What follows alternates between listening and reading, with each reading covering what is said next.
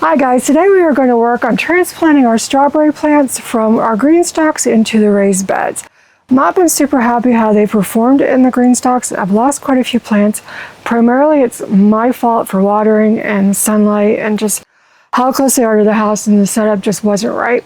So I want to get those out into raised beds so that they have full sun all day, they have drip irrigation, and I think just they're not going to be shaded out. I think it'll be a whole lot better. I've lost a lot of plants again this season, and I just want to try to avoid that next year. So we're going to get what we still have left planted out, and I think next year will be really good. We are going to repurpose the green stalks next year for other types of plants, and we're going to have those positioned out into the garden so they will actually get more sun. But I want to try the strawberries in the raised beds. So I'd like to welcome you to my backyard Kentucky homestead. My name is Kim. And let's get started. So I've decided not to keep any of these pepper plants. Look how good they still look. We've had several nights in the 30s, but they still look pretty good. But I just don't want to mess with it this winter. I want to have an easy winter, do projects indoors, and not have to worry about the grow room. So I'm just going to go ahead and use a DeWalt pruner to chop these down as far as I can, and then we're going to amend this, adding more soil from grow bags and pots, and then we'll put some fresh compost on top of it.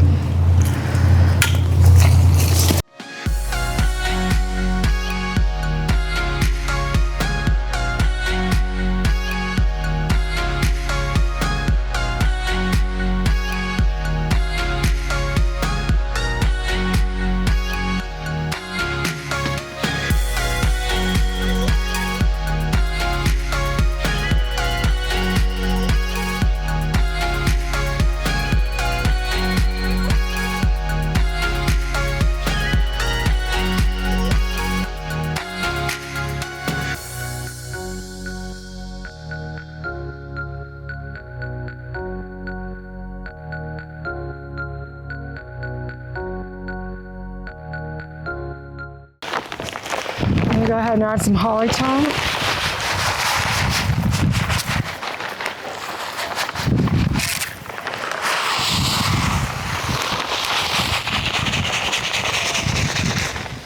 And then a bit of bone meal. So we don't want to over fertilize the strawberries right now just because it's so late in the season. But we want to make sure that they have good nutrients for root development over the winter.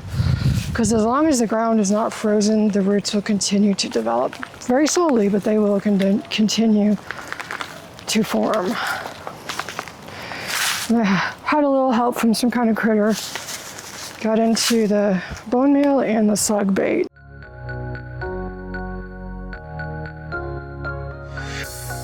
Alright, so this is this was one of the top layers, so it had the best growth overall of the strawberries. And I planted about half of it in another bag, which I'll share a picture of that with you guys. It's doing pretty good. But for these, I'm just going to go ahead and use a trowel.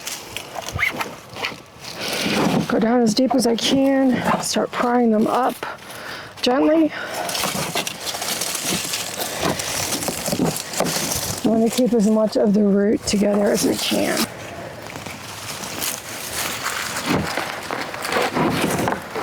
This one probably has several plants in it. So those top ones we're doing, they were over populating, while one of the pockets on the bottom tiers were just dying out.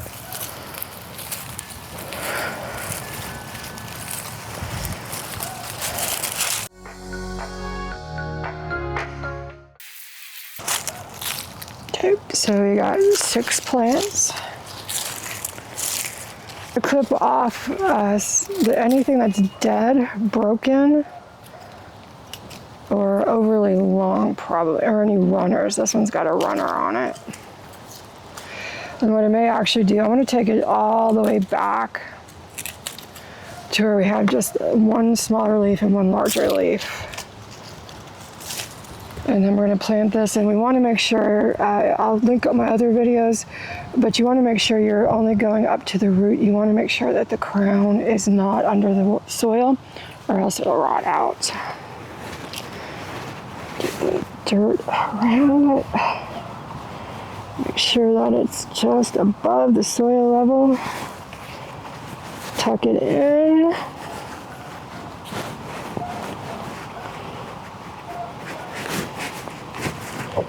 So I'm pushing down, I'm pulling up on the root just a little bit to make sure that it's at a good level, but I'm wanting to make sure that the roots are also covered with dirt. And I don't want to create a low spot where a lot of water will pool. So there's one. Now we want to put these about a foot or so apart from each other.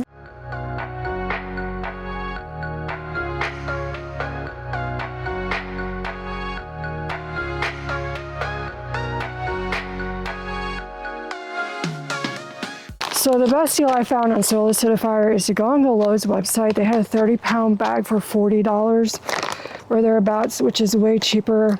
In the store, it's like 3 or 4 pounds for $12 or $14. So this was a lot cheaper. And if you have a Lowe's rewards number, shipping is free.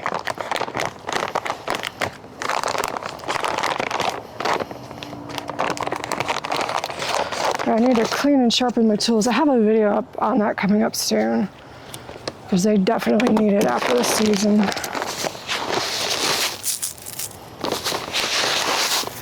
But strawberries like to have a soil acidity, I think around 5.5-ish or so. So this will help lower the acidity in the bed.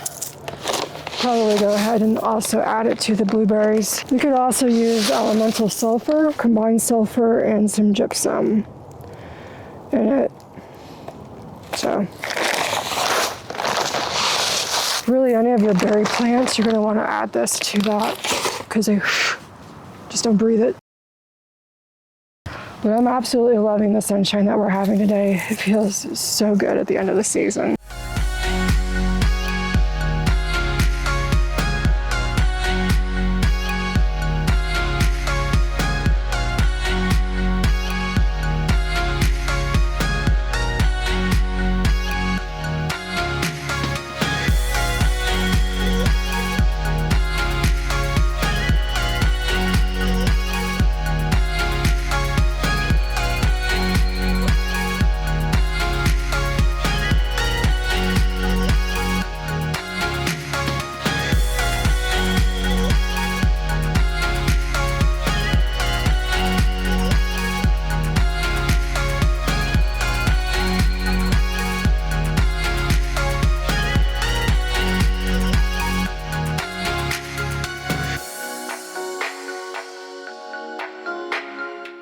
I went to get the mulch to put on here. I realized I forgot the alliums, and I've actually, when I picked it up, saw that I could actually split it, so I put it into 3 sections.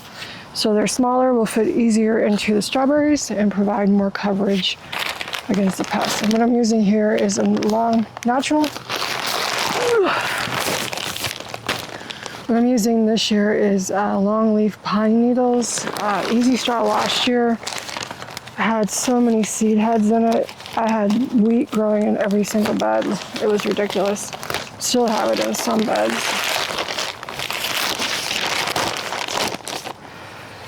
And while there might be concern with regard to pine needles being acidic, they are, but as they break down, that acidity level drops very quickly, and it really doesn't transfer to the soil.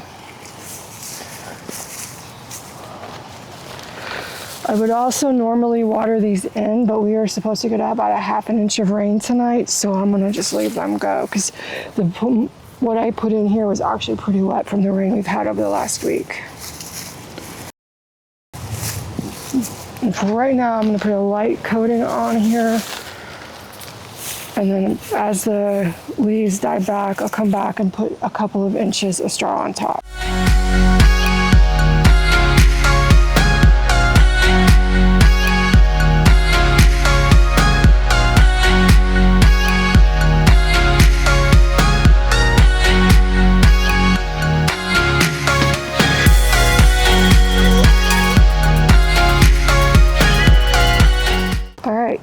So I got a couple other beds. Let me show you what I've already transplanted a couple of weeks ago and also last week, so you can see how they are doing in comparison. And then I will get those mulched up as well. So this is a bed of strawberries. Yep, there's the stinking wheat. So this bed I planted probably about 4 weeks ago, maybe 5 weeks ago.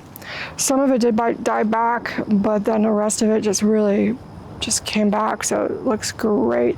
I will get this mulched up and it'll be ready to go. This one is one I planted about a week ago, so about 6 days ago. It is needing some water.